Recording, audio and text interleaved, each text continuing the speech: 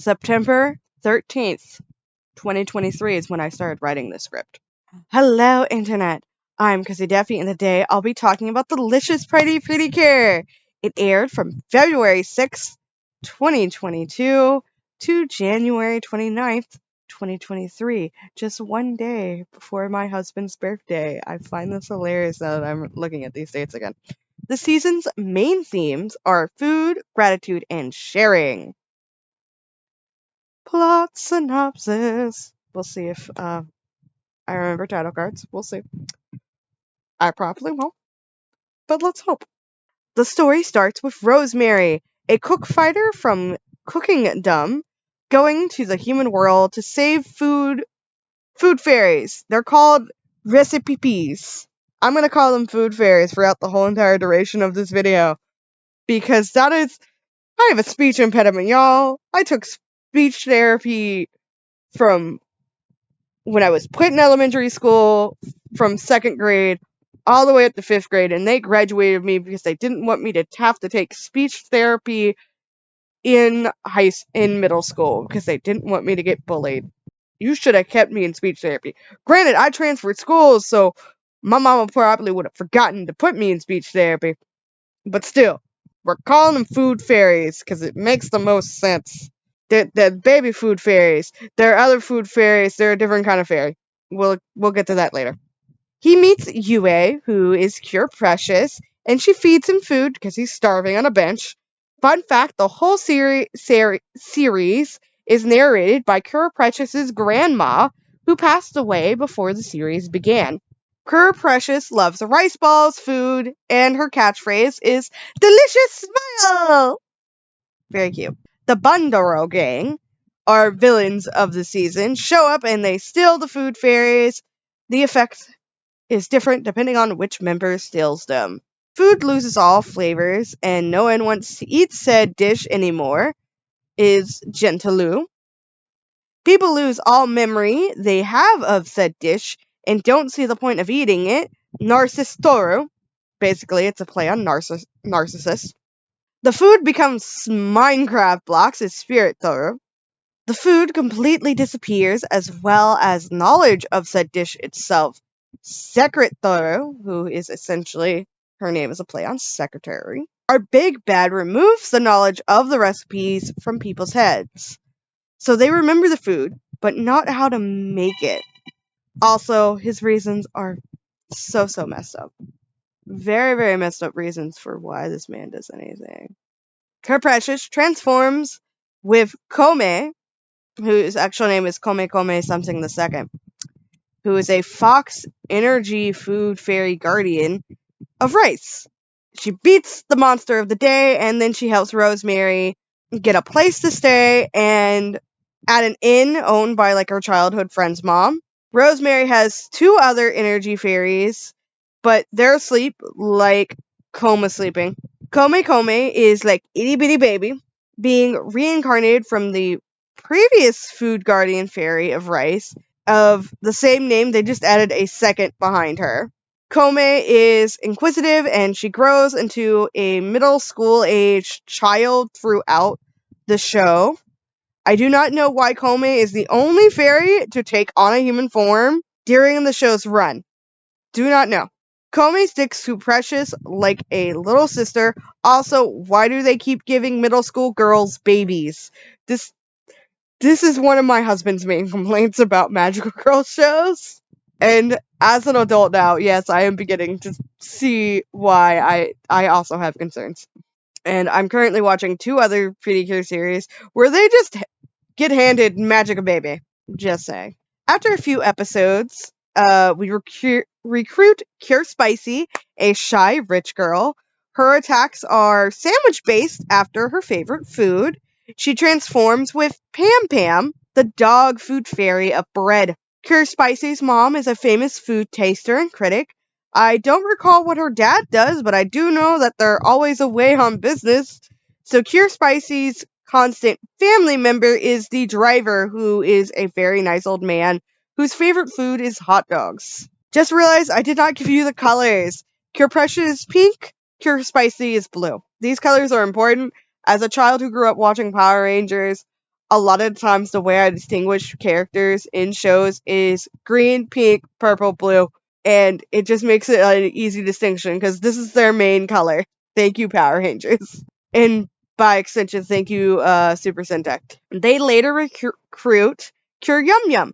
Cure Yum Yum transforms with Mei Mei, who is the dragon fairy of noodles. Mei Mei is the only boy fairy in this group. Cure Yum Yum's phrase is, I won't let you hug, all the good stuff. And Cure Yum Yum is our yellow cure for the series. Cure Yum Yum's family owns a Chinese restaurant, and she has 2 younger siblings. The family restaurant has a panda mascot.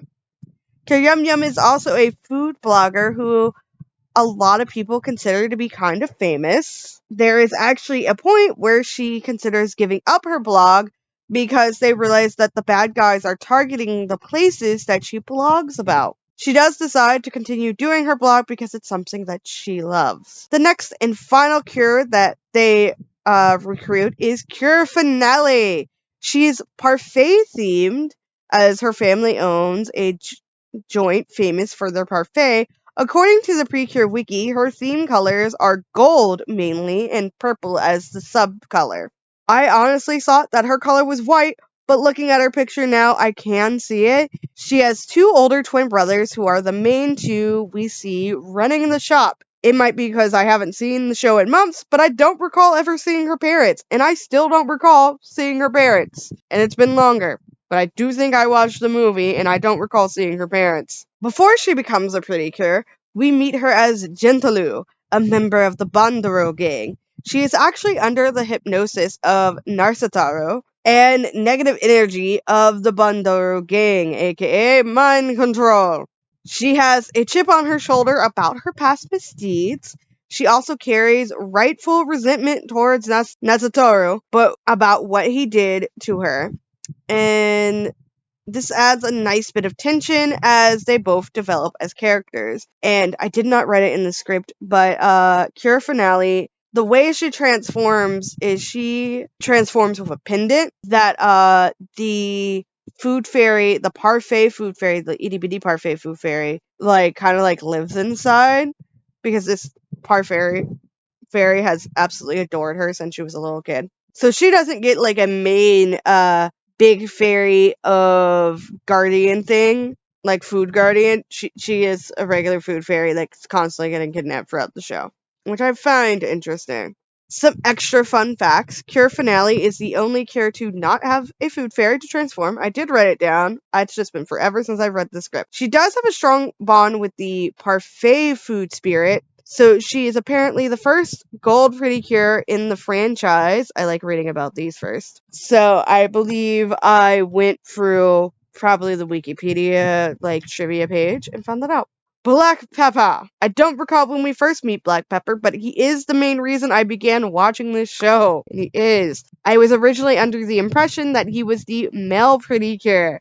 I misunderstood some stuff I read on the internet. He, however, is not a PreCure. Male PreCures, as I know them, are Cure Wing of Soaring Sky PreCure, which I was watching at the time of watching this. Cure Waffle of PreCure a la Mode, who is never actually named specifically in the show. That name is just written in one of the art books for the show. And Cure Infinity from Hug PreCure.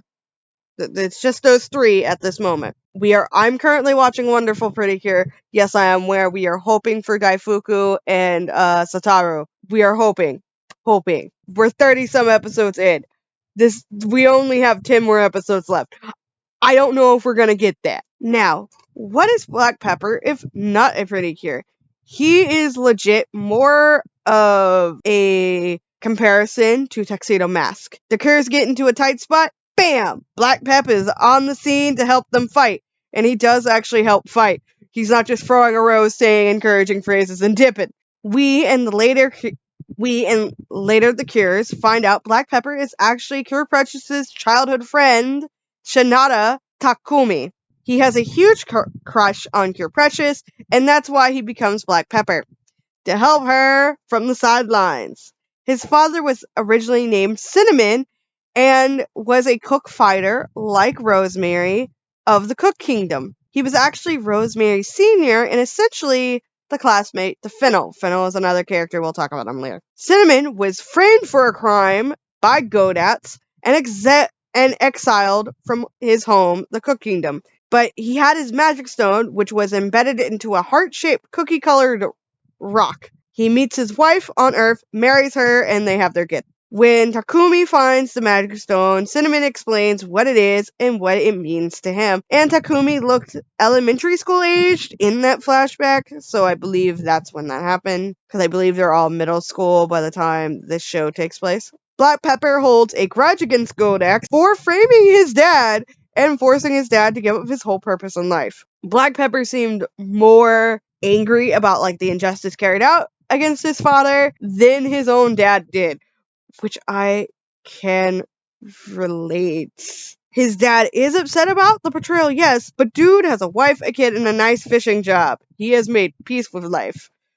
Something similar happened to my father. My father, it was long before I was born. He was married to a lady, and she just up and left him. He was off working out of state, making bills for this house that they had just built and moved into. She took everything but the queen-size mattress, like curtains, curtain rods, everything. Tables, furniture, everything in the kitchen, forks, knives, all of that. My dad came home and he had a queen-size mattress on the floor. That is what my dad came home to. This woman done up and left him, took all his shit, and I'm still mad about it. My dad's made peace with it, but I'm still upset about it for him. We do have a time travel element where we meet the mentor of Rosemary, Fennel, and Cinnamon, Black Pepper's dad. The mentor, Ginger, is an eccentric guy in an orange cat costume. Dude is wearing a furry suit, paws, and a tail, and it is hilarious. He's got the ears. The only thing he doesn't have is the full-on furry mascot hat. And I do recall him acting with some cat mannerisms, which is also just this dude is a furry. We only meet him in the past, as he is already passed on by the beginning of the series. He stayed at Yoni's house when he was in Oshina Town. Oshina Town is the town that they live in, where the whole story takes place in the normal people realm. Yone is Cure Precious's Pink's grandma, who is the narrator for the series. He, with the Food Guardian fairies, put up a shield around the town in the past, and this causes Kome the First to pass away because too much magic was used, and Ginger had Mim and Pom Pom's memories of this specific event erased and sealed. Well, it was sealed, and Kome the Second was born after this event. She's basically a reincarnation of the first, though she is pink, whereas the first was orange in color palette. Ginger mentored Fennel, Cinnamon, and Rosemary in that order, all when the boys were still children. Note, we never hear of their families, meaning that I believe they were all orphaned, and Ginger also played the father figure role in their lives. Villain motives. Here are plot spoilers, because I have to rant about this. So if you don't want spoilers, skip ahead. I'll try to remember to include a timestamp. We'll see. So Godax and Fennel are the same dude. No surprise. And why is he the big bad of the season? What could make one of the top cook fighters in the Cook Kingdom want to take all of the food sprites? He's a jealous kid who feels insecure. That's it. He was Ginger's first student. When Ginger brought in Cinnamon and then Rosemary, he began to feel insecure. He didn't like sharing Ginger's attention and affection with them. Cinnamon had great talent and magic on a similar wavelength to Ginger. Ginger gave Cinnamon more attention, possibly because of this. Note, having a fave kid when you're a parental figure is damaging to the other children. Cinnamon and Rosemary always had to share, so they got no problems with it. Fennel didn't. He found out Ginger was going to give his delicious stone / magic rock to Cinnamon and not his first student himself. Fennel just snapped. So he framed Cinnamon for a crime, got him exiled.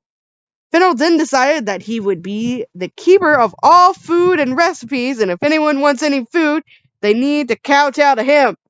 But essentially, Fennel is a jealous, insecure person who never got told no. If I can't have Mentor's affection, I'll take the main thing he treasured all for myself. Hold on, let's read this line again. If I can't have my mentor's attention, I'll take the main thing he treasured all for myself. Man is literally just a spoiled little brat. Spoiled little brat. Spoilers are done. For now. For now. The other villains have simple motivations, in my opinions, but it works and makes sense to me. Narsatoru has a sensitive stomach and is an extremely picky eater, so he couldn't find any joy in the food or cooking, and growing up in the Cook Kingdom with this made him outcasted. He is an inventor and very full of himself, and his name it means narcissist. This is why when he steals food, everyone forgets their memories of that dish. He creates Spirit Toru to capture food spirits and an upgrade to their Monsters of the Week. He's the reason the Monsters of the Week get an upgrade. Sakatoru is a perfectionist who struggled to cook food and became angry and self-loathing due to her struggle, which is why when she captures food spirits, all traces of the food and the words are removed from existence. Think Kingdom Hearts 2 when the photos are being stolen. Sakataru's main issue is she can't accept her own failures and imperfections. Lady needs therapy. Here's an inspirational quote for you all. The difference between the novice and the master is that the master has failed more times than the novice has tried. The first 3 results on Google credited this quote to Stephen McCrane, but it's been used in a lot of places and said in different ways. Certain versions attributed to other sources. For example, one is by Kiro-sensei from Assassination Classroom. If I can, I'll put that clip here. It might get me copyright strike. Granted, I'm not making many of these videos. So, as long as it doesn't keep it from being watchable for y'all, who knows? The difference between the novice and the master is that the master has failed more times than the novice has tried. But I feel like Sekataro needs to hear that quote. Outfits! Now, let's talk about the outfits. This is the part that takes the longest, I assure you. Cure Precious, our pink leader Cure. She has space pom-poms shaped like flower buds, similar to Sailor Moon's Rini's meatballs, but smaller. Rini, for those of you who do not know, I grew up with the Deke dub, English dub of Sailor Moon, because I am from the 90s. I watched this shit air on Cartoon Network and had it recorded onto a VHS. So I call her Rini, y'all would know her as Chibiusa. There are light blue frilly ribbons at the base, adding to the flower bud look of her hair pom-poms. I love the flower in the hair bow on her head.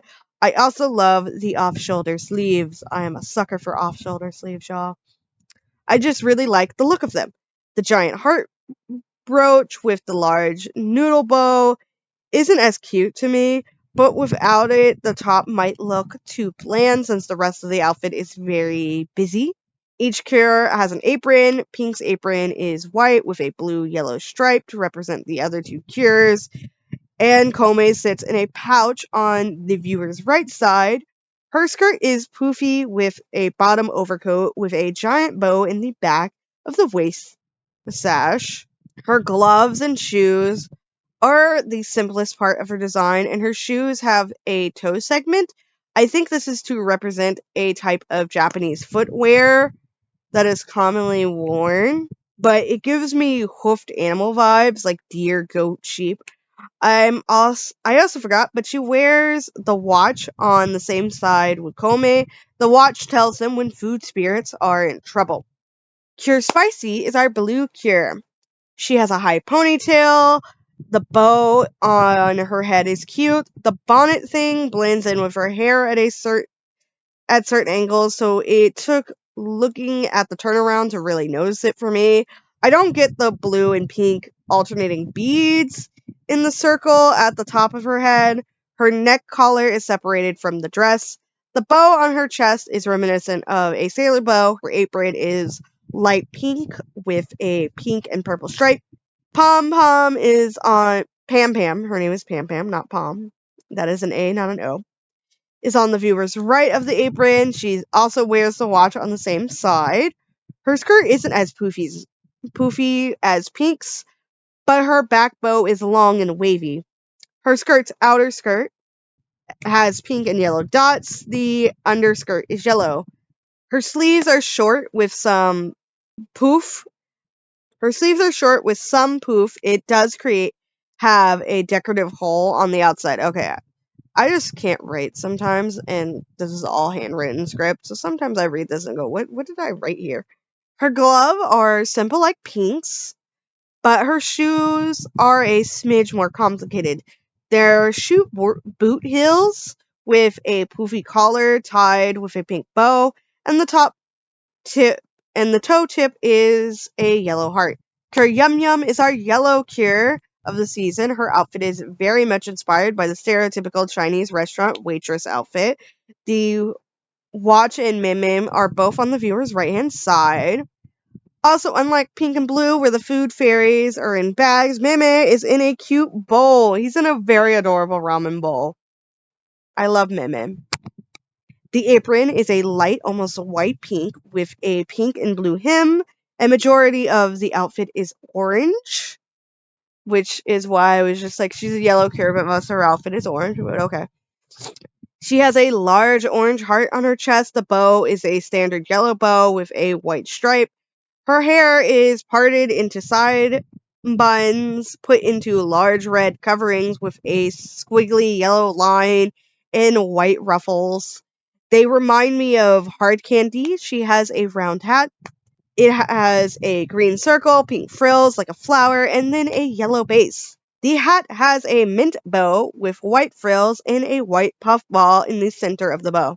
She also has a giant orange back bow with green frills in front, the green flaring out into a triangle with a yellow edge. The ends of the orange bow attached to the yellow edge of the skirt. The skirt has a slit on the viewer's left-hand side with a red underskirt. The hem of the skirt is yellow with frills. The corner of the dress has a red heart with a little yellow heart on it. Her gloves are a simple white with poofy frills. Her heels are orange with a green sole. The heels have white frills around the heels with a red bow around the ankles. And then we have Cure Finale, our gold purple cure according to the wiki. She transforms using the Heart's Fruits pendant. Now, she is our mid-season cure, which means she comes in halfway throughout the season, like the Green Ranger. I just find that interesting. And this is a trope that has been around. It's been around in Power Rangers for a little minute. I don't know how long it's been around in the PreCure franchise, because I know like the first 3 seasons of PreCure was legit just a duo, with the second season adding a third to the original first one. But I haven't watched those yet. I've seen like an episode or 2 here and there, but I haven't watched all of them yet. So I don't know when we start getting the mid-season. I would presume probably season 4 or 6. I don't know. We'll find out. I do not, like I said, the mid-season cure, it is a trope. I haven't seen this trope very often in Magical Girls shows. Probably because like I love Magical Girl things, but I haven't watched like a super ton plethora, because the closest to like a mid-season Magical Girl I can think of is Sailor Moon. We get the Outer Scouts in arc 4 in the anime. In the manga it's arc 3. In the anime it is arc 4 because you have the Doom Tree arc added into it, and the Doom Tree arc is one of my favorite arcs. And so I will not erase that arc. But they're not really a mid-season, because like they're there from pretty much the beginning of that arc. But if you look at it as a whole, yeah, they're kind of a mid-season, but whatever. But I do like the mid-season cure, mid-season Power Ranger kind of trope. And like I said, because I watched a lot of Power Rangers, it doesn't stick out a lot to me. All the other girls have the pink heart-shaped watches. Cure Finale has a golden heart-shaped necklace that she wears like a Sailor Moon locket. The edges have jeweled fruit on it, strawberries, blueberries, a melon, and a pineapple. In the center is a screen that normally carries the food Sprite inside it, normally a parfait, if I recall. Cure Finale has a purple crown with white frills behind it, As a headpiece, her hair is decorated with sugar star candies. She has a simple 2-part white collar. The collar connects to nothing. Her undershirt is yellow with a pink stripe. Her overshirt is like a blazer vest. The collar has a gold trip that crosses over the undershirt, creating an X shape. The sleeves have shoulder cutouts and poof out to the yellow cuffs that are on her elbows. These sleeves have purple shading. Her gloves start at these cuffs. They go down to her middle fingers where they end at a yellow ring. The gloves are white. She has a thick yellow gold belt that has a point in the center towards the ground. Her apron has 2 bows per side, a pink and turquoise. The first layer is a pale pink with a pink outline. The second is purple. Her skirt is bowl or bell shape. The first layer is white with a large white bow in the back. It has a thin yellow trim. There are 3 yellow triangles in the center. The second layer is strawberries, similar to Princess Peach's strawberry skirt in Showtime, which I have finished. You can watch that in my live section, and then I gave that footage to my sister to let her play with video editing. Yes, the script has taken over a year for me to write. It has taken almost a whole entire year for me to actually sit down and fucking record this shit. I read the date at the start of this. Cure Finale has a white petticoat that peeks out from under this layer. She has purple orbed fruits on top of the strawberry layer with a space between them to hold up the 4 swoops like a fancy curtain. The center of the swoop is a light melon green. The edge of the swoop is white. Cure Finale shoes are yellow heels. The toe pad section is a pale yellow with 3 frills. The center has a pink gem and then white frills. Now that I've written a description of Cure Finale's outfit while looking at an image of her, I see how she's the purple and gold Cure. There was just so much white on her outfit, I felt like her color was white. She also looked the most bride-like out of the Cures in the series, and my husband keeps making jokes about it. Because he would come in and watch some episodes with me as I would watch them in the living room. And he does not like the fact that middle school children are wearing bridal gowns. So he makes jokes about it and does not like the outfits. With all the fruits on her outfit and the fact that her family owns and runs a parfait spot, I always wondered why she wasn't called Cure Parfait. That is until I saw Cure Cure. I have since seen Cure Cure, and I understand we had a Cure Parfait already. But I saw this one first, and was just like, why is she called Cure Finale? And it's because we already had a Cure Parfait. Our characters. Nagomi Yui, Cure Precious. Her catchphrase is Delicious Smile! And that is the phrase you will hear throughout this whole entire series. Fua Kokone, Cure Spicy. Hanamichi Ran, Cure Yum Yum.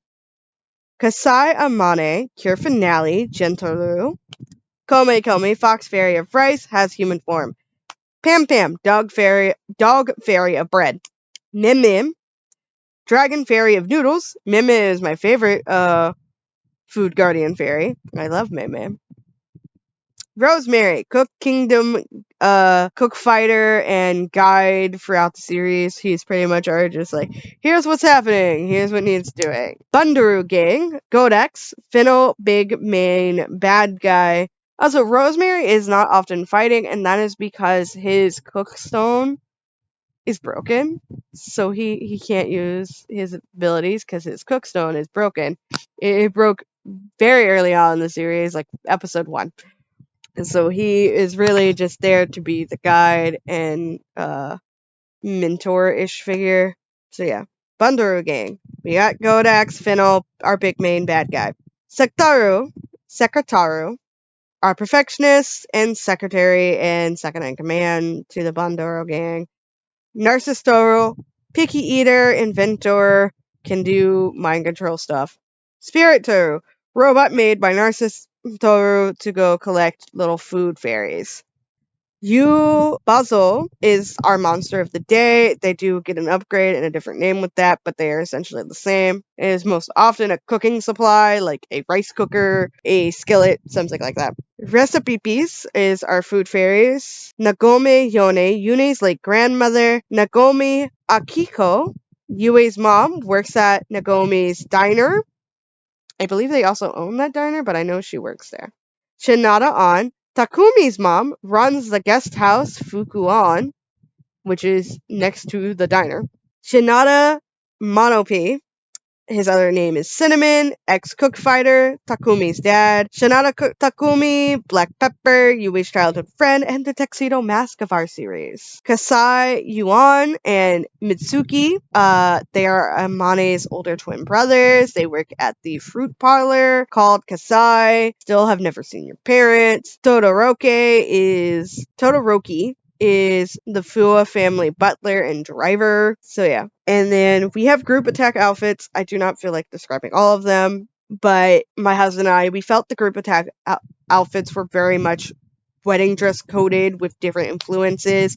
Pinks is Japanese, finale and blues are both European in style, and yellows it's Chinese. Ratings! We've made it to this section. I promise you guys my format and ordering of my format really hasn't changed for these videos, but the ordering has changed, as you saw with the welcome home one, depending on which of these comes out first. The format has changed to where we do it in a different order. But ratings, alright. We've made it to my feelings and opinions section of the show itself. The show is very fun, it's enjoyable. I talk mad crap about the main bad guy's motivations because, come on, dude!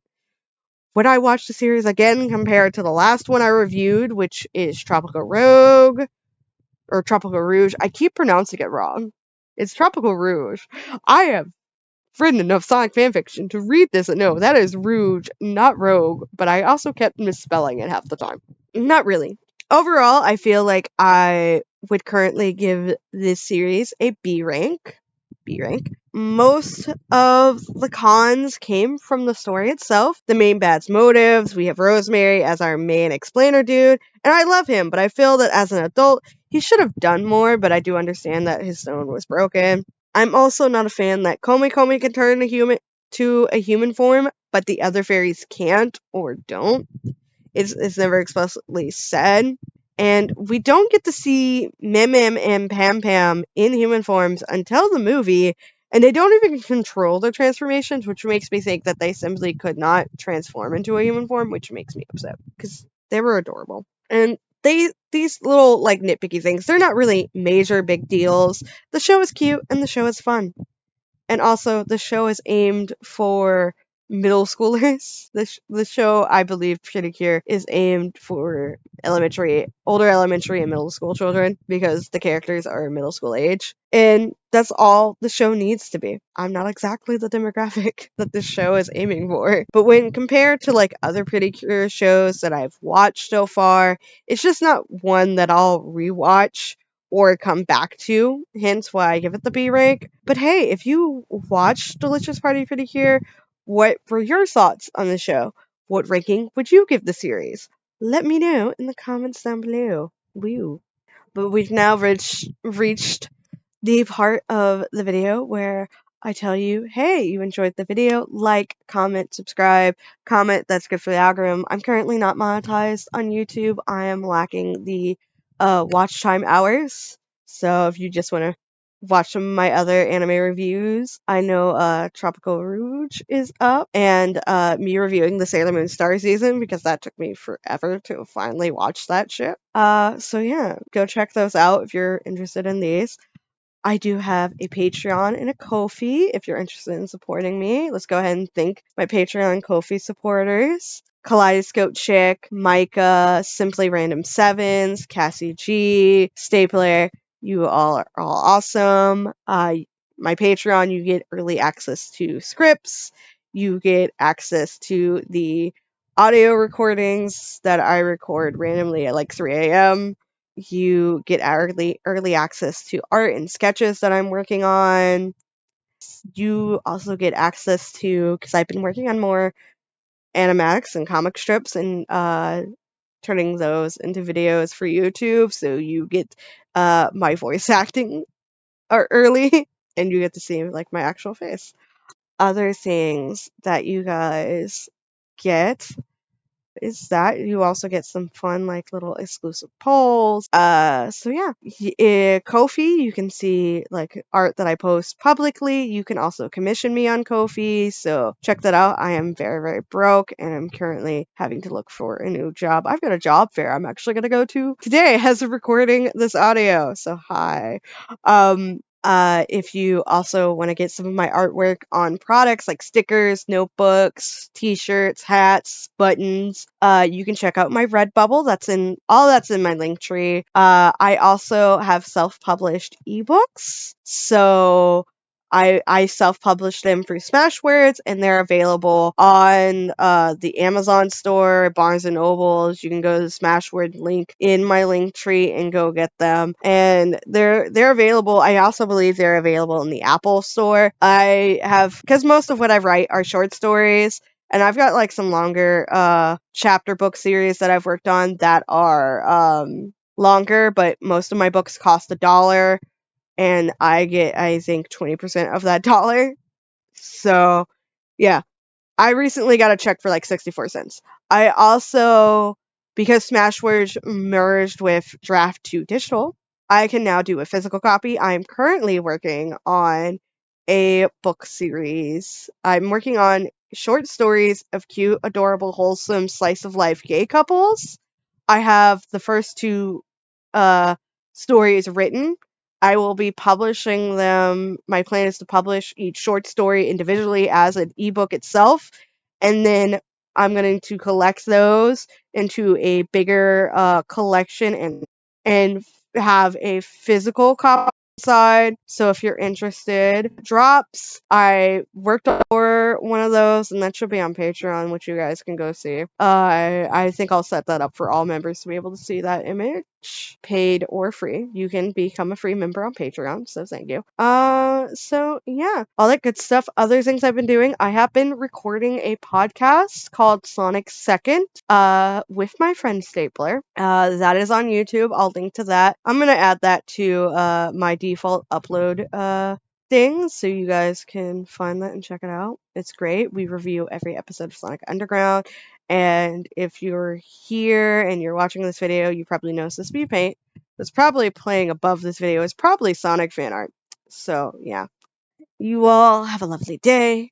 You stay hydrated. Remember to eat something because food is very important. And yeah, I spent most of this morning recording. It is now 5. I began recording at 3 something. Like this video, I started at 4 something.